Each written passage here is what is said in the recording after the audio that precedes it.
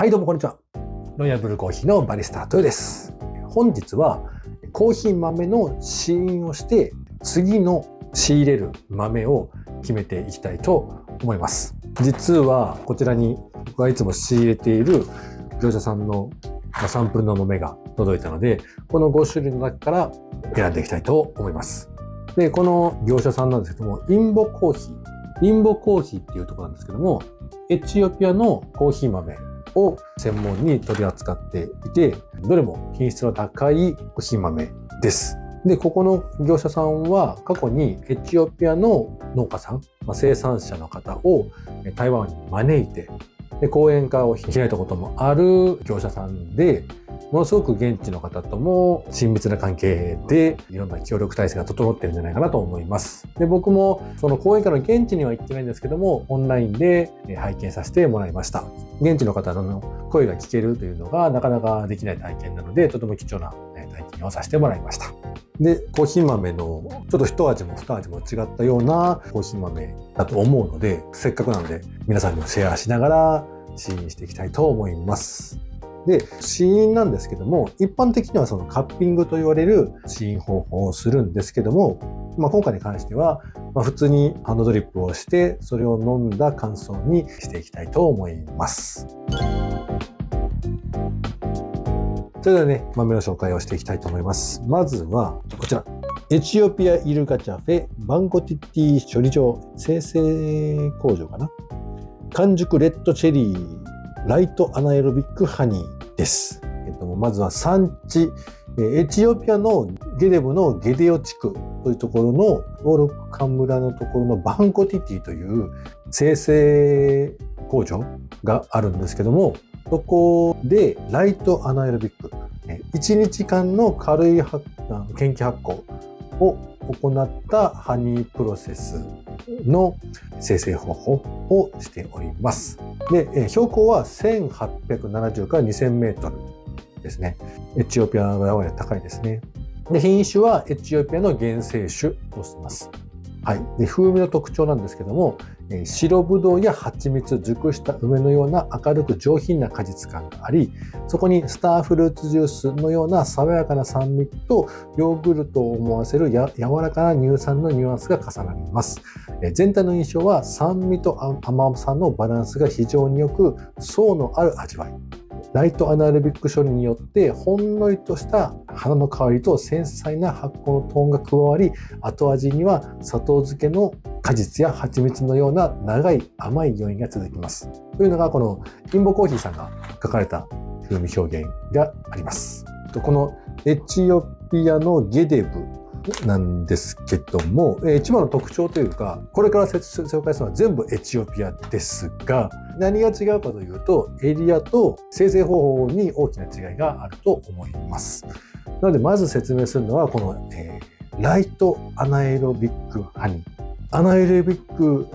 をしてから、ハニープロセスをする。2段階やってる生成方法で、まず1日間だけという、軽いアナエロビックの生成をしてから、その後にハニー生成で仕上げていくというような感じです。簡単にアナエロビックの説明をすると、完熟したチェリーを密閉のタンクの中に入れて、酸素を抜いて24時間その中で発酵させます。で、この発酵させることによって果実感のより強い風味が引き出されるということで、なぜ酸素を出すかというと、酸素を抜くことによって酸化をしない状態で発酵させることができるということですね。で、このあと発酵後に、ハニー生成である皮と皮肉を剥いで、乾燥させるというふうな形でハニープロセスをします。で、ハニープロセスによって、ウォッシュとそのナチュラルの間のいい感じのちょっと果実感を残しながらちょっとクリーンさもあるようなコーヒー豆に仕上げていると思います。で、生産地のゲデブ地区バンココティティという生成所なんですけども、標高が高いので昼夜の温度差が高く糖度が高くフルーティーさがしっかりと残る豆になっていると思います。それではね、実際に飲んでみようと思います。はい、こんな感じです。では入れていきたいと思います。なるほど。香りはこのやっぱアナエロビックの発酵している香り、熟した果実の香りはあります。ただそんなにね、きついというか、きつくはないので、試しやすいアナエロビックなんじゃないかなと思います。で、アナエロビックはナチュラルとウォッシュとかあるんだけども、ハニーなので、それもいい感じの塩梅になってるんじゃないかな。発酵臭はね、やっぱりあるんで、ウォッシュドを飲み慣れてる方は、ちょっと苦手なコーヒーの香りかもしれない。ただ、ここの香りとどんな時の香りっていうのは、まだ若干違うので、飲んでみないとわからないっていうのが正直なところです。色わかるかな？こんな感じです。いい感じの綺麗な色だと思いますけど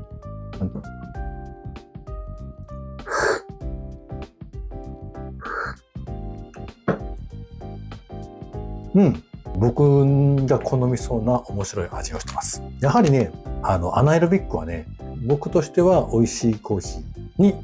分類されます。確かに果実感は強めだと思います。これ確かに好み分かれるね。まず1杯目、エチオピアのイルガチャフェのゲデブ地方のバンココティティ精製所の完熟レッドチェリーライトアナエロビックハニープロセスでした。続いてご紹介する2個目は、エチオピアのイルガチャフェのウォルカ村と言われる場所のナチュラルロット1122というふうに書いております。で、これはね、ウォルカ村はロイヤルブルーコーヒーの定番の一つに入っているウォッシュド、ミスティバレーのウォッシュドのある村ではあります。それのね、ナチュラルで、このロット1122っていうのは同じ時期、同じ場所、同じ生成方法で作られたものですよというロットナンバーなので、特に気にすることはないと思いますので、僕が豆を販売している時も特に記載することは特にないです。このウォルカ村というところはイルガチャフェの中でも特に評価の高いエリアの一つで、この高い標高がとても専門的な表現で言うと明るい酸味が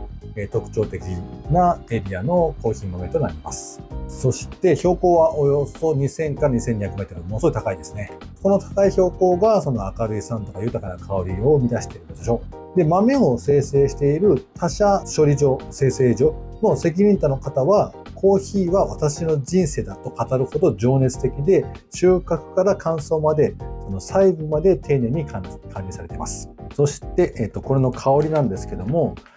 柑橘や梅のような爽やかで口に含むとパイナップルや黒糖のような深みが出てきて、余韻にはカラメルのような甘さが続きますと。で、全体として酸と甘みのバランスがとても良く、まさにクラシックで完成度の高いイルガチャフェのナチュラルらしいです。はい。それではね、開けていきたいと思います。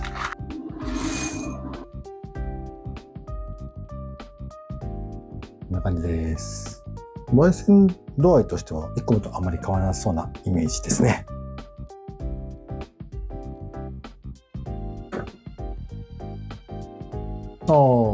ナチュラルらしいというか、ナチュラルって感じの香りです。はい。いい意味でスタンダードなナチュラルですね。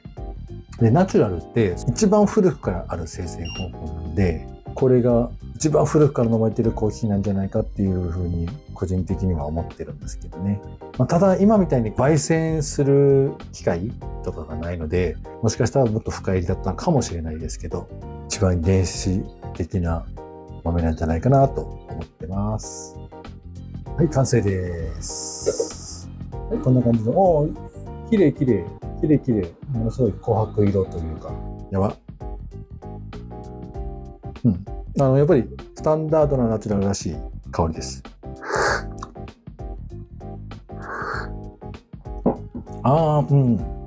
当にクラシックなナチュラルなコーヒー豆で、新しいその生成方法の果実感であったりとか、突出した香りっていうのはないけども、余計な果実感というのが、比較的少ないコーヒー豆になります。スタンダードのナチュラルって言ったらもうこれって感じだけどね。これもありっちゃありなんだよね。普段飲んでるコーヒーからいきなりものすごい特殊な味に行くよりかは、こう段階を踏んでいけると、もしかしたら受け入れやすいのかもしれない。これもね、ありな方ですね。で、甘みもきちんと出てるコーヒーでした。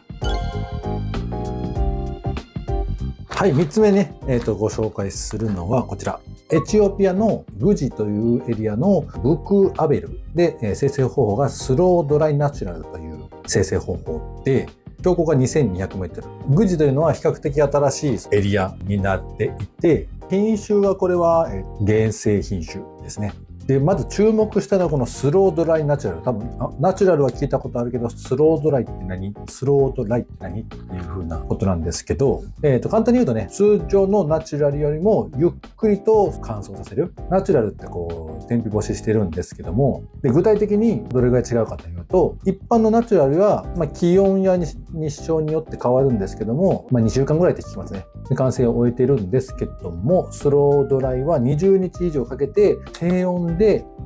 一定の風通しでゆっくりじっくりと乾かしていきます。でこのゆっくり乾燥させることで豆の中の糖分がじっくりと変化して甘さや香りがより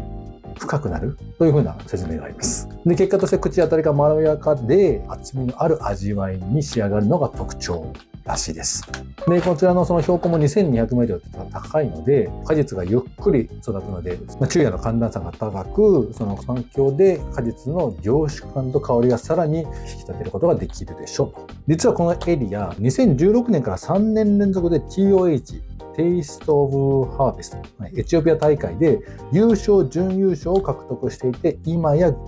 グジを代表する注目の産地です。だいぶ期待できますね。ブクアベルという地区が優勝準優勝を3年連続でやってますね。してますね。香りは柑橘や花のように上品で口に含むとアンズのドライフルーツやベリー、スターフルーツのような果実感が広がります。余韻にはスパイスやチョコレートのような深みがあり全体的に滑らかで厚みのある味わいが特徴ということですね。はい、では早速飲んでみましょう。これが結構いい感じで焙煎されてるんじゃないかな。いい香り。こんな感じです。香りの中で多分一番これが好きですね。やっぱりね、標高が高いといい香りしますね。はい、では3杯目入れていきます。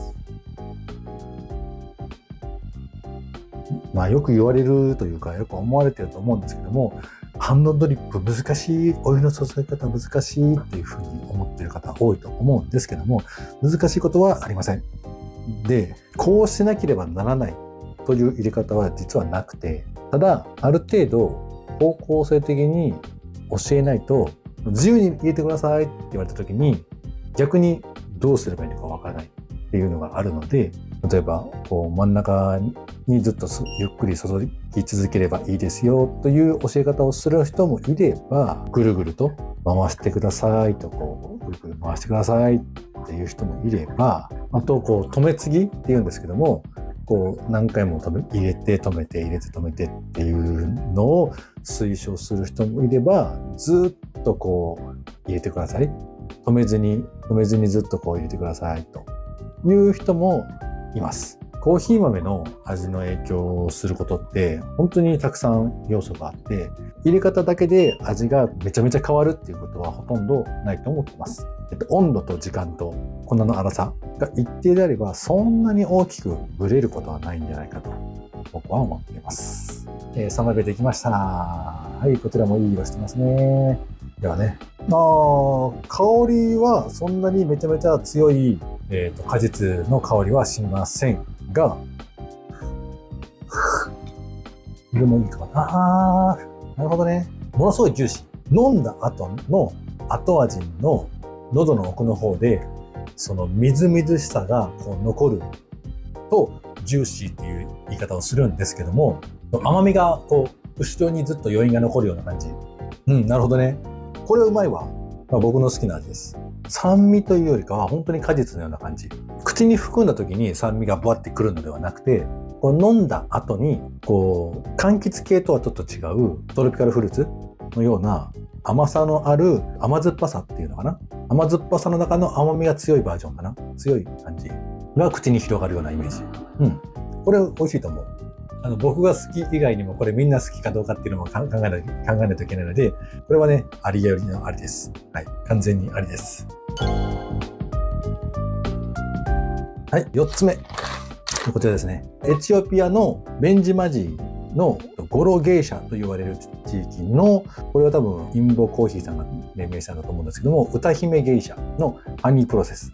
です。はい、こちらのね、ベンジマジーのゴロゲイシャは先ほどのバンココティディの生成所のハニープロセスと同じハニー生成ですが、こちらはね、豆の品種がゲイシャとなってます。原生品種ではなくて、で、パナマが有名にさせたゲイシャという品種の元々のそのゲイシャ種の、発祥の地と言われているのがベンチマジというエリアのこのゲイシャ村かなということですね。で、漢字でそのゲイシャってその台湾では書いてあるんですけども、京都のその舞妓さんとかのゲイシャとは全く関係なく、ゲイシャというゲイシャ村と呼ばれているところで使った品種です。なので、このゲイシャ品種のそのならではの繊細な風味と、産地の個性がその際立ったロットになるでしょうということで、ゲイシャの品種なんですけども、僕のイメージでは香りがものすごく強くて、爆発的なその香りが出てくるようなイメージなんですね。なので、とても期待が高まるような豆ですね。で、香りは熟したその黄色い果実やデーツ、龍眼の花の蜜のような華やかで、口に含むとオレンジの明るい酸味ととろけるような甘さが広がると。で、後半にかけてチョコレート、ペロロ、あれですね、フランスだったかな、黄色いアルミ箔で包まれてる、めちゃめちゃ何層にもなってるチョコレートです。それがその後半にかけてそのような濃厚な香りが甘みが加わり、余韻は長く丸みのある口当たりが続きますらしいです。これも期待の豆になりますね。では開けていきましょう。豆はこんな感じです。香りは強め。果実感の強めな香りとは違ってて、本当にチョコレートの甘さを感じる香りですね。これも期待できますよ。入れていきます。不思議な香りがする。やっぱりね、ゲイシャの品種はね、香りはやっぱ強めだと思いますね。この香りの強めというのは、強烈な果実感という意味ではなくて、どちらかというと、コーヒー豆そのものの香りが強い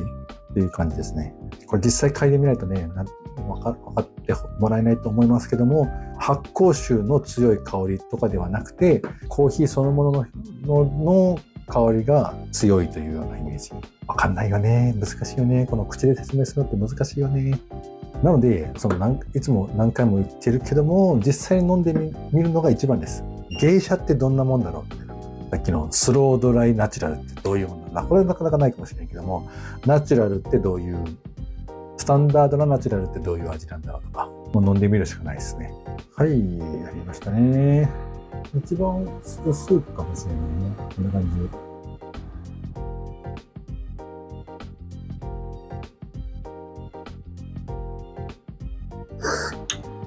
なるほど。花の蜜のような香りがするっていうのはわかる。で、やっぱり喉の奥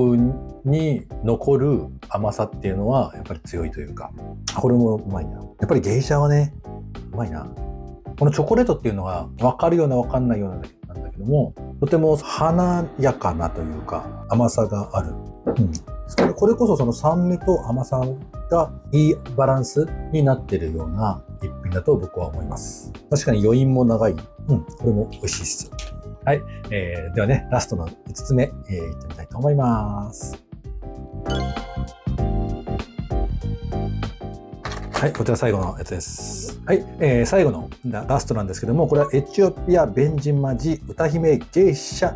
オロコーボナチュラル。これ先ほどのベンジマジのゴロゲイシャまでは一緒ですね。ゲイシャ村で採れているゲイシャの品種で、これはね、一番注目すべきはこの生成方法で、オロコーボナチュラルという、少し珍しい、だいぶ珍しい生成方法を使われています。このオロコーボナチュラルというのは何かというと、アナエロビックと言われる生成方法に近いんですけども、密封されたタンクの中にコーヒーチェリーを入れて、で、専用の酵母を入れて、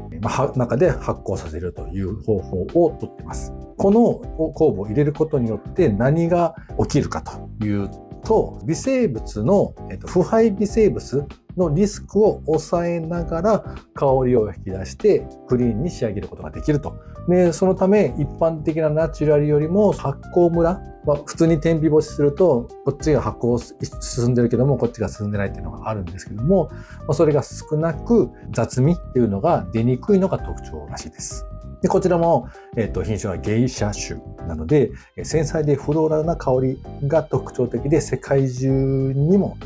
高い評価を得ています。で、ロイヤルブルーコーヒーのお客さんの中でもやっぱりゲイシャというのはものすごい人気が高い品種ですね。マーケットとかで実際飲んでもらうとものすごい香りが強くて美味しいとよく言われている品種です。で、香りはまるで果実酒やベリーのドライフルーツのように濃厚。口に含むとスターフルーツジュースのような酸味とほんのりヤクルトのような乳酸の爽やかさも感じられます。飲み終わりには黒糖や焼き芋のような甘い余韻が続き、最後にココアのような柔らかい香りがふわっと残ります。複雑でありながらクリーン、まさに酵母性ならではの発酵感と透明感が共存する一杯ですというふうにインボコーヒーさんが言ってます。だいぶすごいコメントが書かれてますけども、確かにベリー、果実やベリーから始まり、真ん中に乳酸、ヤクルトのような乳酸で、最後に黒糖焼き芋とかココアとか、ものすごい味わいが豊かというか、この一杯一口の始まりから最後にわたり、いろんな味に変化して、ものすごく複雑なコーヒーの風味の中で複雑というのは結構いい意味なので、いろんな味わいや香りが中に含まれているっていう結構いい意味で使われることが多いですね。ではね、開けていきますね。一番多分香りが、発酵の香りが一番強い感じかな。だから果実感が多分もしかしたら一番強いかもしれないですね。こんな感じです。これね、期待できる味ですね。はい、こんな感じです。ラストいただきます。これ一番色薄いと思うけどな。どうだろう。なるほど。果実感の一番強めの香りだと思います。多分一番面白い味だと思うんだけどね、これは。黒糖、焼き芋、コーヒーのテイスティングノートで焼き芋っていう単語出てくるのはほぼないと思うんですよね。で、しかもヤクルトですよ。ヤクルトなんて出てこないでしょ。ね、すごいね。確かに、だから、そっか、発酵しているからヤクルトの乳酸菌のような香りも期待できるってことか。これはコーヒーとヤクルトなんてね、考えたことしかないというか、想像したことない。確かに酵母生成ならではの面白い味が期待できますね。どうなんだろう、この発酵臭は強めなんだけどね。完熟フルーツや発酵してるからだから果実酒ってことか。お酒のような感じも感じられるってことかな。はい、出来上がりました。いい500色。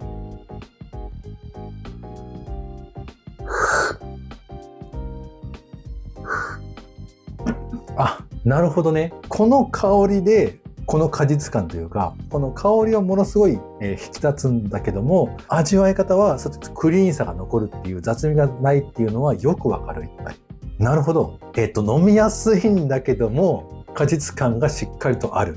これは確かにうまいというか、うまいわ。で、ゲイシャの品種の、これ個人的なその感覚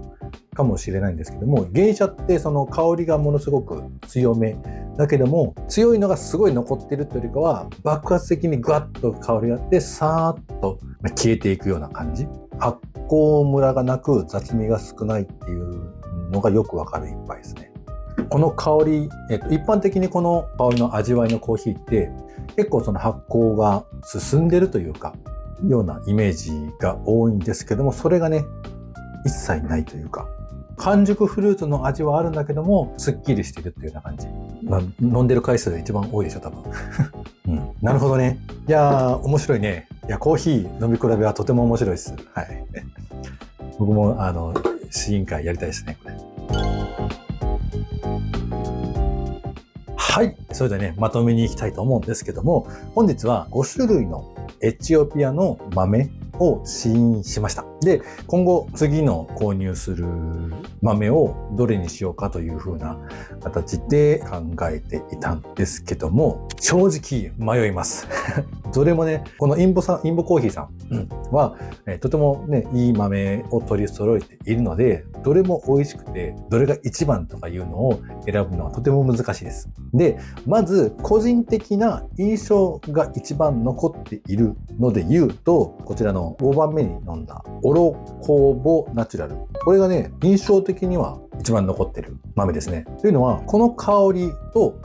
想像している味と一番かけ離れているというか、この匂いから想像する味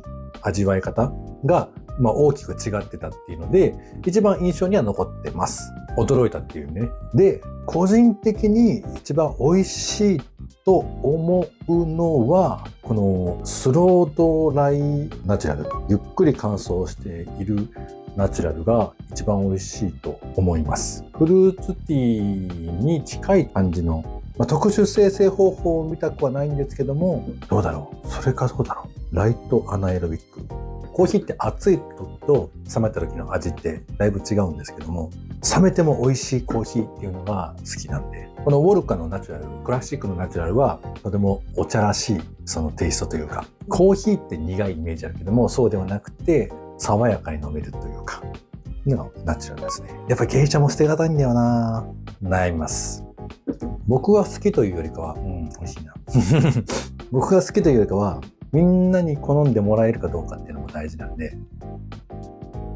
はい、今のところ、候補に残ったのはこのスロードライナチュラルかオロコーボナチュラルですね。さあどうしましょうかね。